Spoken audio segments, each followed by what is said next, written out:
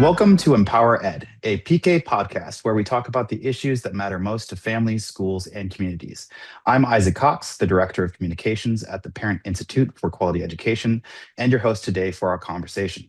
Today's podcast is made possible through our collaboration with the Century Foundation, whose longstanding commitment to equity, research, and policy has helped elevate family voices in national education conversations.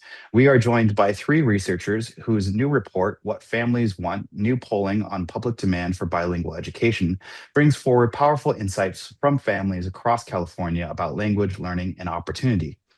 Dr. Connor Peel Williams is a senior fellow at the Century Foundation and an expert on public policies related to urban education reform, English learner students, children of immigrants, early education programs, and school choice systems. He is also a founding member of the Children's Equity Project. His work has been featured in the New York Times, Washington Post, Wall Street Journal, Atlantic Monthly, Time, and other outlets. Dr. Maggie S. Marcus is the executive director of the Sullivan Family Charitable Foundation, a private family foundation committed to expanding equitable access to dual language programming for multilingual learners. Maggie is also a fellow at the Century Foundation, where she writes about policy issues facing multilingual learners.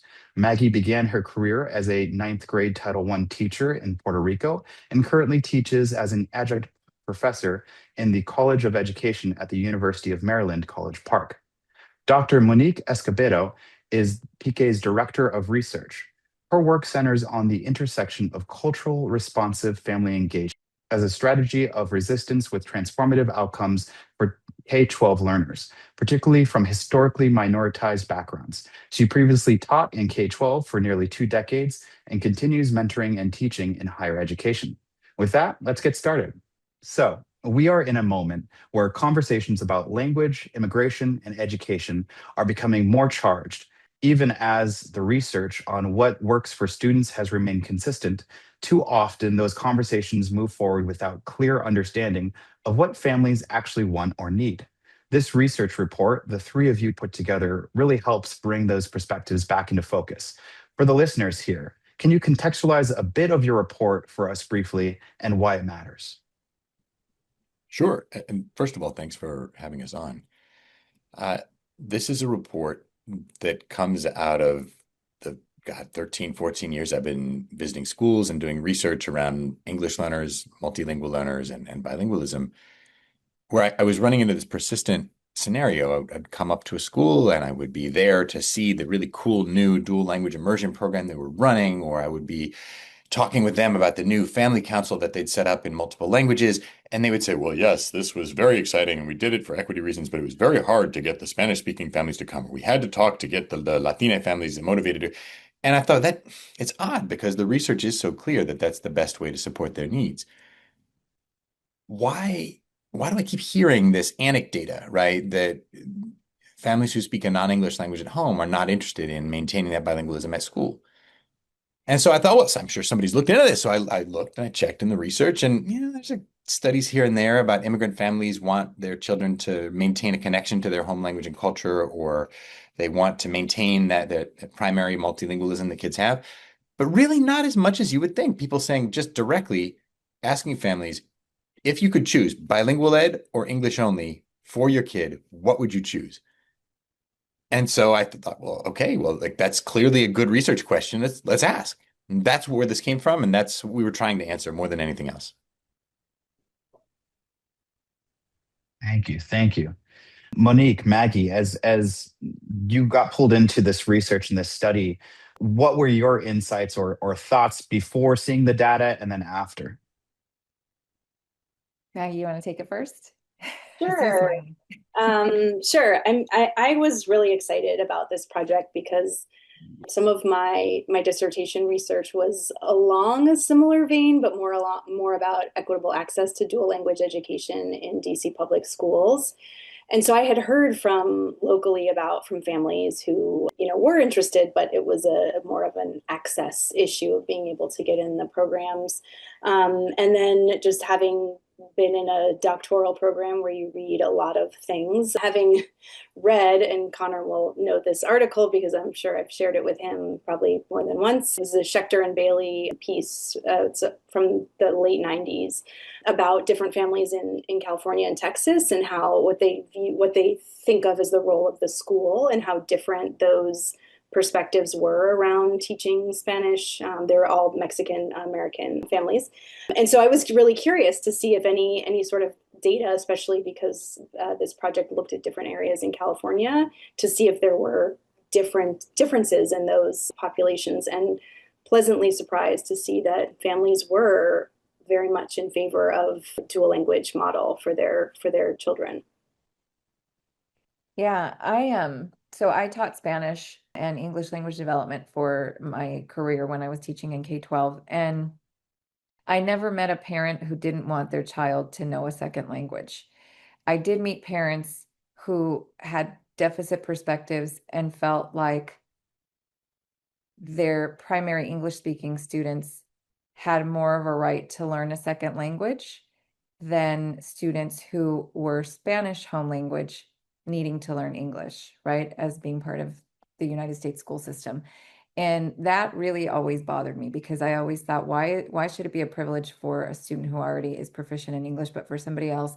And I just had a conversation with a student that I mentor regarding kind of like this general systemic and institutionalized attitude. Unfortunately, it's really ingrained in our education system, and unfortunately is now lives in the teaching practices of a lot of our educators, around needing to immerse students fully in English and erase their opportunity to be able to have cultural and linguistic identity and understand where they come from. So for me, it's just really heartbreaking. Connor and I did a conference presentation in November about this report, and we had somebody in the audience share that they have students who are English language learners, and she would make efforts to speak to them in their primary home language, and they would say, "Miss, I don't speak that language anymore." And that has stuck with me ever since the conference, because I mean, this child was 8 years old, and it shouldn't happen to any child at any age, but it's just sort of like, so young, we are removing these linguistic assets and cultural assets, and we're not seeing them in that way. And so this report is important because, as we saw from the data, parents want this for a variety of different reasons, but the point to underscore is that they want it for the most part, period. Thank you. Yeah, there are a couple of things that surprised me in reading and reviewing the report. And one of them, Maggie, you had mentioned the Texas, California research study. I found it interesting that Texas families were more inclined to think that the role of the school would include the home language more than California, because you would think the demographic being way heavier here in California, and just our policies and our views, that it would kind of be the complete opposite. So I think as we walk into this next question, it kind of is a similar conversation. The most striking findings of the report is how strong family interest is in bilingual and dual lingual programs, and not just for low income families or our immigrant communities, but even from high social economic families, which was mentioned later in the report. Can you talk a little bit about that and some of the challenges that have arisen? Oh, Connor's pointing. So, and Maggie's laughing. So I guess that my mic's on, so I'll say it. But it kind of ties back to what I was just talking about, right? The more education a parent has, the more they're going to see opportunities that arise from having another skill. In this case, being able to speak a second or third language, right? Being multilingual. And we know that socially, it is difficult for certain folks to have access to higher education. And so when we are hoarding opportunities like this, because people have more access to things, then again, it becomes a privilege. So it comes back to what I was saying anecdotally, then how is it okay for the English proficient student who doesn't know Spanish to then it's a privilege for them, and their parents see all the benefits for them professionally and academically and socially to become bilingual in Spanish? Whereas the student who's an English language learner, it's a deficit that they don't already come in knowing English. And so we've got to kind of like erase that opportunity for them, right? Unless it's a an additive school where they actually have dual language immersion or it's a bilingual program, but we know that that doesn't exist on all campuses. It's actually a really small number. In California, there's an initiative to increase exponentially by 2030, I believe. I don't know where they are in the progress with that, but obviously it's important to some folks out there. But yes, when people have more education and more money, they understand the opportunities that added skill sets can bring. And also people who don't have a lot of money and don't have education can also see the opportunities. The opportunities just aren't always equitable. So I have to dork out into the numbers for just a minute. And I apologize because I know nobody turns on a podcast to hear some guy just like drone on about numbers, but I'm going to do it anyway because I do Please. think we had some really encouraging findings. I mean, we found that Latino families, on a scale of 1 to 10, when we asked them to rank their interest in bilingual education or dual language immersion, they ranked really, really high. Something in the neighborhood of almost average rating of almost 8, 7.8, 7.9 for each of these programs. And then, as Monique just said, after we sat down and said, here, by the way, here are 3 or 4 things that might be benefits from enrolling in these programs, those ratings went up even higher at 8.2, 8.3. So we absolutely have evidence showing that one, as information comes through to families and that they're able to hear about what these programs are, what maintaining bilingualism for their children can mean, they're more interested in it. And then furthermore, their baseline level of interest was exactly the opposite of that anecdata that I was getting. It wasn't the fact, in fact, that the Spanish-speaking families didn't want to come or that Latinos weren't interested in bilingual ed. These teachers who were telling me that either were misinformed or they were taking maybe one person they talked to and assuming that meant everybody else. So when we did this polling, we did these focus groups, we kept hearing this, tons of enthusiasm for these programs. And I'm just going to read one quote that we got from our focus groups. It's from a mother, Spanish-speaking mother in Fresno. And I think it just encapsulated the sort of theme overall that we heard from the focus group. She said, statistically, children are smarter because they learn 2 languages. I feel like nobody's ever said, oh my God, knowing 2 languages makes you dumber. Nobody has ever said that. I don't know why knowing something else wouldn't be a benefit to you. Thank you, Connor. And that bleeds into my next question too about misconceptions, and I think that is, some of the things that the generational gap can contribute to this idea of another language in the classroom, or whether it will prevent the learning of the kids by trying to juggle multiple concepts or language differences in how you explain a certain thing, or even the challenges of the teacher pipeline of supporting teachers that are bilingual, and how we, from a financial standpoint or a government policy standpoint, support that. So can we talk a little bit about that, and what are some of the challenges and the answers to those challenges? I mean, I can jump in just quick. A couple of things. I mean, this goes actually back to what you were saying about Texas a minute ago, too. Part of the story and why Texas families have a different relationship with bilingual education in schools and are different attitudes, mindsets, expectations, and opinions than California families in that study and elsewhere could be that Texas has had a bilingual education mandate for over half a century at this point, which is to say that it's easy to assume more and expect more around language from schools when you're surrounded by schools that are offering this, right? So that's one thing that, structurally speaking, California dismantled its bilingual education system in the late 90s and then has only kind of started rebuilding it in the last 10 years, and only very slowly. So that's one thing I would flag. The other thing I would say is around some of the other structures that are limiting this. It's not just in California, but almost everywhere, is that our entire teacher training system is designed for monolingual, English dominant candidates who can afford to take lots of time working full-time unpaid as student teachers, or who can, take tests that have really exorbitant fees and maybe take them multiple times, who can just go through these really expensive credential programs. Each of those kinds of policies, research is very clear, that reduces the diversity of our teacher pool in every sense, racially, ethnically, but also in terms of language. I'll add on. Thanks, Connor. Yeah, I agree with everything you said. And I'll add on to that yes, touching on what Connor said, we have had anti-immigrant and anti-bilingual education legislation in California, and we've seen waves, right, where we've had pro, administrations that are pro, and then those that aren't. Unfortunately, we're in a moment right now where it's getting even harder than it has been, right? Not even just in California, but at a federal level.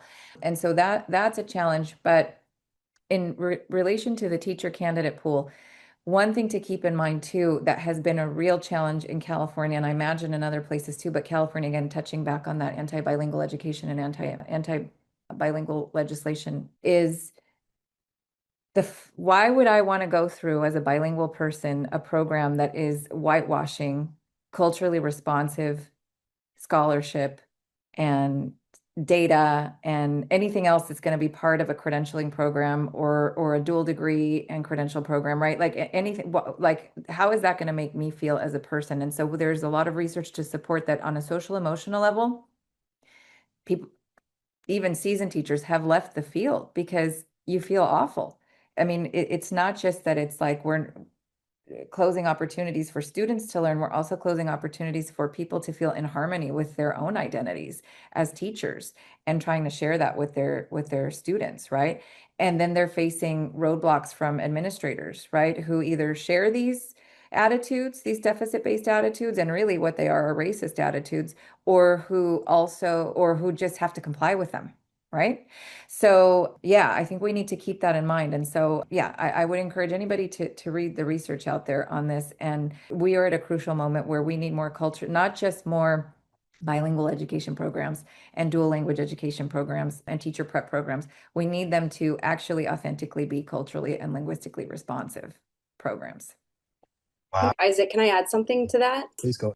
It's not California related, but I think interestingly and similarly in Maryland, we're trying to do, and I say we, the Sullivan Family Charitable Foundation and the University of Maryland and a couple other players are trying to set up a teacher pipeline for bilingual early childhood educators. And one thing that's been coming up in the initial conversations is like, we don't have a bilingual authorization in Maryland. So what is why would I, if I don't have to have that credential, like why would I do this learning, right? Why would I go to this program? Why would I pay for the tests, all those things? And so not the same issue that Monique brought up, but a similar issue in that we have a shortage of teachers, but then it's like, well, do we start the program? Even though you don't have to be certified, there's no certification. And so that's a challenge that I'm certainly thinking about is which does that even matter if you have one or not? But if you can't get people to come to the program and want to be bilingual educators, then you can't build a pipeline, clearly. Mm. Thank you for highlighting that. And if I can reframe and restate from my own understanding, it seems like from a teacher perspective and a bilingual teacher perspective, you're facing three obstacles. Either one, there's a lack of what Maggie said, kind of guidance around whether or not there's a demand for quality teachers in a program, a certificate program, which means that you're having people who aren't qualified to be speaking both languages in a dual capacity mindset for instruction. They are, and then they're damaging the system there.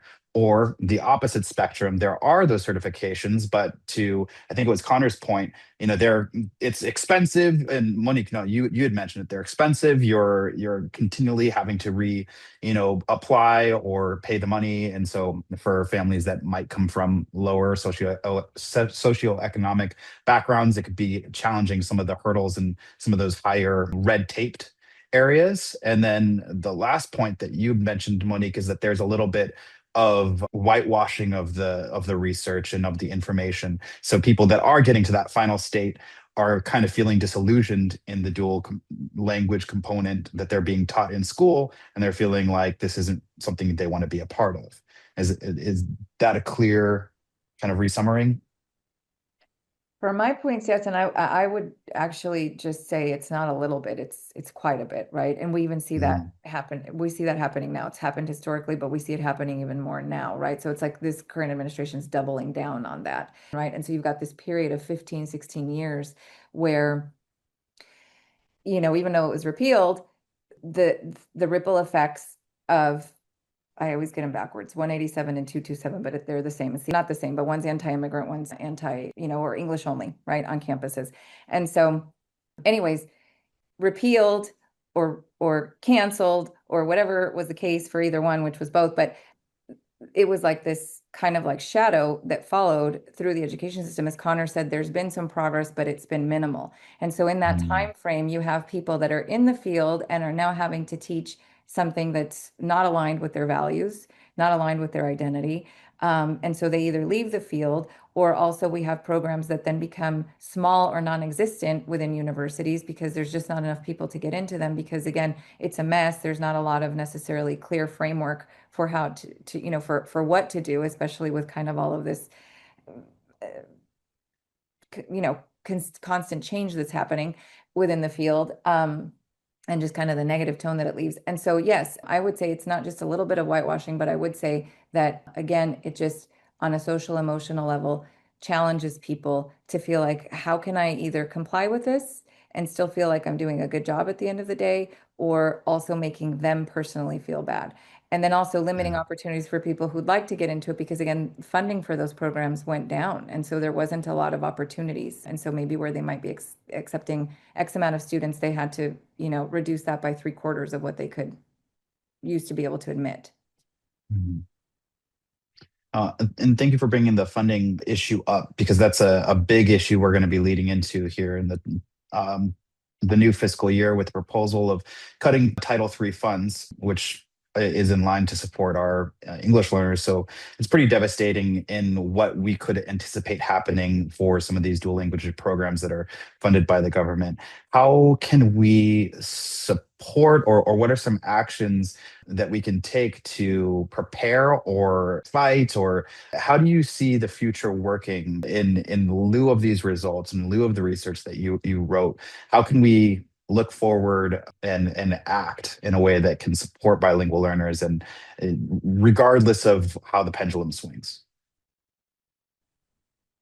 Yeah, it's pretty gloomy. I mean, I sitting here in Washington, D.C., 6 blocks from the White House, there's just no sugarcoating it. The way that the current leadership in DC has treated public education funding, federal public education funding especially, has been horrifying. The way that they have approached the Department of Education has been discouraging. Their approach to language and multilingualism has been short-sighted, myopic, and just simply flies in the face of the research. All of that is true. The glimmer of optimism, I think, is that they did play a little bit of footsie with illegally just not sending out Title III dollars over the summer. And it turns out about half of Title III dollars that support English learners from the federal level down to states, about half of those go to red states. And it turns out conservative states who are aligned with the president and with the administration on many priorities still wanted 300 and whatever it was, 20 or 30 million dollars in federal education dollars. And so eventually the state superintendents of education and the governors from those states were able to remind the administration that those are not dollars they can really do easily without. So that's the optimism, is that any effort to cut large formula grants at the federal level is going to do such damage, not just to particular target populations that the administration is trying to hurt, but to the entirety of school systems across the political divide. That's one reason to be potentially optimistic. In terms of advocacy strategies, I mean, this is one of the things that folks in the bilingual education, dual language immersion, and multilingualism more generally community have been debating forever. The usual move at this point is to remind one another that our coalition is stronger when it is broader. And that means including not just non-native speakers of English and English learning families in the community of those who care about bilingualism. So the natural move in many places, in California included, has been to expand access to bilingual ed through things like dual language immersion, so that English dominant, sometimes privileged, often white families have access to these programs, and suddenly they have a vested interest in multilingualism being something that happens at school too. And they might even vote on it. In fact, they would get ticked off if ICE starts throwing its weight around and threatening teachers and et cetera, or if funding went away for these programs. One thing that I'll close with, though, is that this is one thing that we found in our study as well. As we noted, as education levels went up, we saw more enthusiasm for bilingual programming at school. And on the one hand, that's great. That's what we want to see. The more you know, the more you're aligned with the research. Sure, we would expect that. But it does raise the prospect, and in other research that we've done here at the Century Foundation and elsewhere, there is some evidence that bilingual education is undergoing something like a gentrification and colonization movement right now, where a lot of people, if we can just be candid, who have names like Connor Williams and who grew up in Michigan and who studied abroad in Barcelona and have a very romantic view of what adding Spanish to their children might mean, their enthusiasm for these programs is starting to displace the English learning, linguistically diverse families who uniquely and particularly benefit in these programs. So that's to say, as we broaden the coalition and try to get more people to support these programs and to support bilingualism in K-12 schools more generally, we have to make sure that we are guarding equitable access for those families and those students who stand to benefit most. And those are our non-native speakers of English. Yeah, I found it interesting on the report towards the end there that you talked a little bit about this idea that, those that are socioeconomically, further along the totem pole are taking some of these spots that would, are kind of pushing out the English learner communities that actually need it. And so how do we handle that balancing act of, like you said, being inclusive and trying to be general so that everyone can participate, but ensuring that those that need it the most can? Seeing finger points. This is a huge issue. I think that Connor, as he mentioned, knows well and is happening in DC for sure. I think a lot of it is how we think about what systems are in place for people to get access. I mean, the minute that you can buy a house in a neighborhood that gives you privileged access to a school, where the average house price is $3 million or whatever, right? Then like that will really limit people's access to those programs, specifically the low income native Spanish speaking population. And so I think, for example, one thing that some of the principals do in DC public schools is they can weight their lottery at the preschool and pre-K levels. So they, for example, if they know that their neighborhood is a wealthy neighborhood and they're bound to get 90%, not even all English speaking, but higher socioeconomic status students in kindergarten, they might heavily weight their lottery preferences in those preschool pre-K years so that they have 9 out of 20 seats for, well, that's not, I don't like that math actually, but anyway, I'm trying to you get my drift is they would weight their lottery so that they would have more seats in those classrooms for low-income native Spanish-speaking students. And that can alleviate some of that and give some of that access. I think especially if the kids are then in the school and they can stay in the school. I think it's really challenging. I mean, we're definitely seeing many places in DC where there's conversations about equitable access and how people can get into programs when there's so much demand and so few seats. But I think also making sure you have school leaders who are really committed to the English learner population and thinking of them primarily as remembering that this is a service delivery model for English learners, first and foremost. And so that's some mindset work too there. Oops. I gotta remember the reactions, even when I'm just not even doing anything, tend to take over. Sorry, Maggie, I didn't cut you off there, did I? No, not at all. I'm gonna just bring in the family engagement piece here, and we need to make sure that we are equipping our families with the right information and helping them tap into their advocacy in ways where they can then go on campus and ask for it. In California, for example, you can get a group of parents together, 20 to 30, depending on the circumstance, and petition your principal for a dual language education program.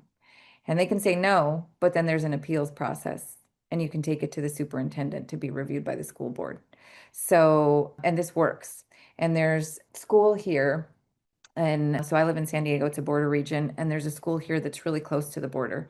And I think something like between the international border at San Isidro and Mexico, San Isidro, which is southernmost San Diego city, and then Tijuana, there wasn't a dual language program anywhere between there and I think 20 miles north.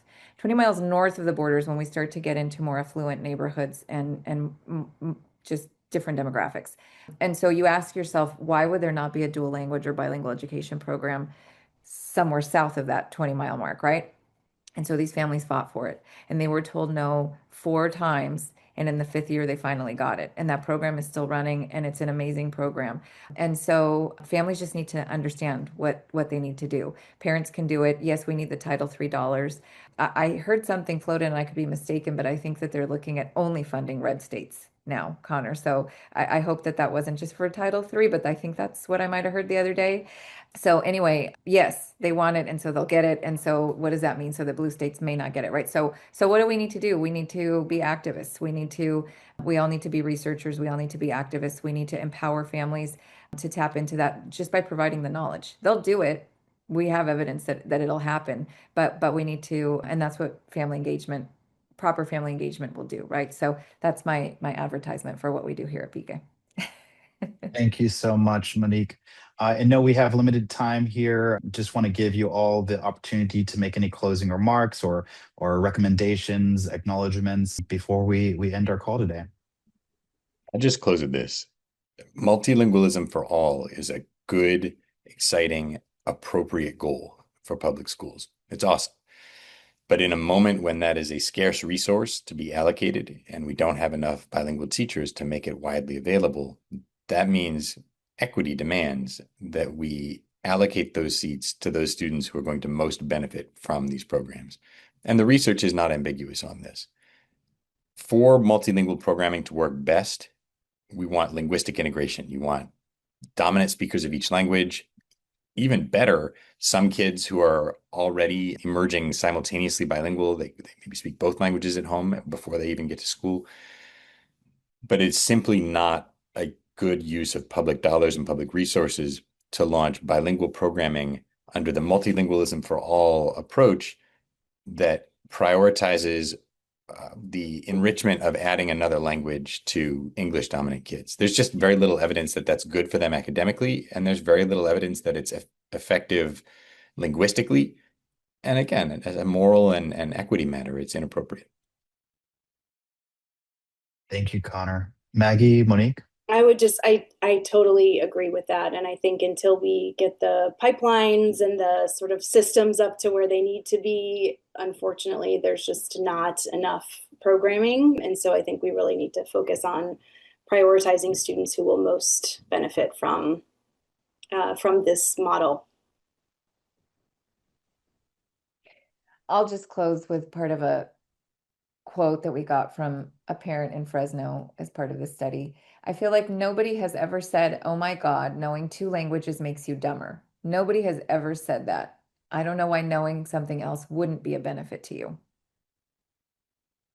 We got to keep that in mind, folks. Thank you, Isaac. Totally. Yeah, thank you, Isaac.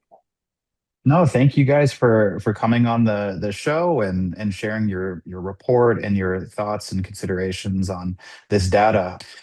For all of you who are listening, and if this is before these dates, you have an opportunity to hear from Maggie, Connor, and Monique on our Lunch and Learn session and our evening community session, where we'll be going deep into this report.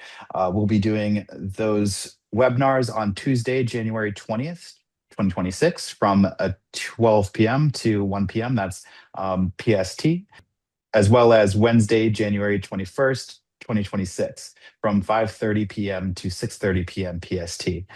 So we'd love for you guys to join us on that call. Once again, this research makes one thing clear. Families value bilingualism. They understand its cultural and economic power, and they want schools to be partners in nurturing their children's full identities. For our listeners, we'll include a link to What Families Want, new polling on public demand for bilingual education in the show notes, along with resources from PK for families and educators. If you found this conversation meaningful, please share it with a colleague, a school leader, or a family member in your community.